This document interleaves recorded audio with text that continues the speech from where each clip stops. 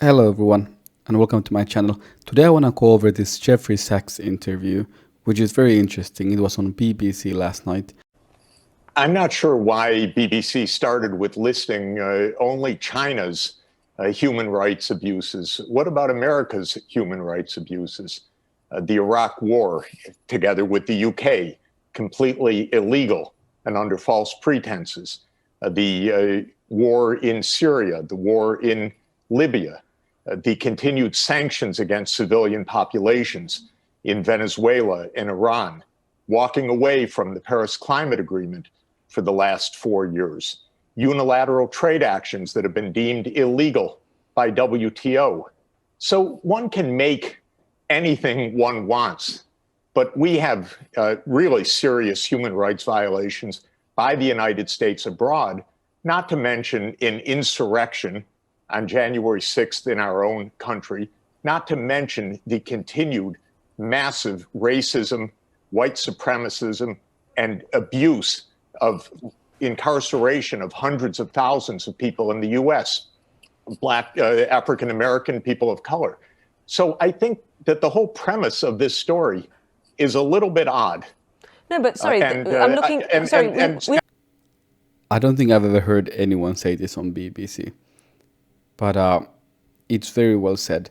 You cannot forget all the human rights crimes and war crimes that America has committed. And the BBC presenter tries to push back, but Jeffrey Sachs is not done.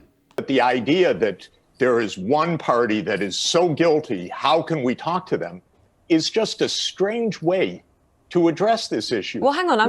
Sorry, Jeffrey.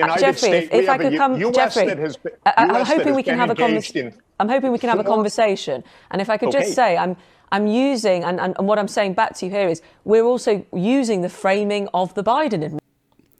Why do you have to frame it from Joe Biden's perspective? Why can't you frame this from the Chinese perspective or from some other perspective? Or better yet, why can't you just be objective? The U.S. always attacks other countries. It holds itself sacrosanct. It's really outrageous because I know what goes on in American foreign policy, and I know how abusive it is, and I know what it's like to live in a racist society, which I happen to do, where a significant part of this country is racist, followed a racist president who led an insurrection on the Capitol. And so the framing of this issue is strange. That's what I'm saying. What, by your own country as well as the rest of the world? I believe by the government, not by my own country, by the government. This is not going well for the interviewer. However, she then tries to use the Chinese token guest who is there. She asks him, tell me how bad is the Chinese government? And of course he says Chinese government are the worst and they're doing all these terrible things, blah, blah, blah. And you cannot say that China and America are the same. However, let's see how he responded. Just heard from Teng there saying, from his point of view and also his experience, what's gone on there, that you shouldn't be equating the two. But on that bigger point, which is what you came on to talk about predominantly, the environment and climate change, Teng saying there that the Chinese authorities do not care about it. I find this discussion absolutely bizarre.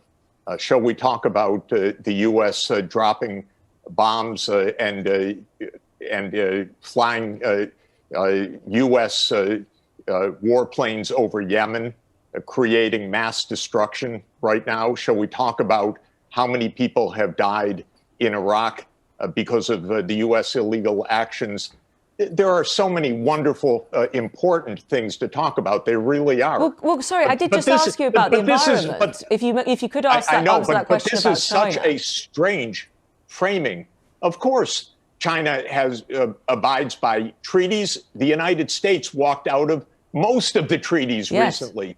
The United States walked out of the Iran treaty that was approved by the UN Security Council and by the UN member states, and then unilaterally imposed sanctions on the civilian population of Iran to bring as much suffering as possible. That is an absolute abuse. But there is a new administration. There is a new administration. What? There's a new administration, so just forget everything that's happened before. So every 4 years, it's like a pollution, Forget all the sins of the last 4 years. There's a new administration. Let's not talk about it.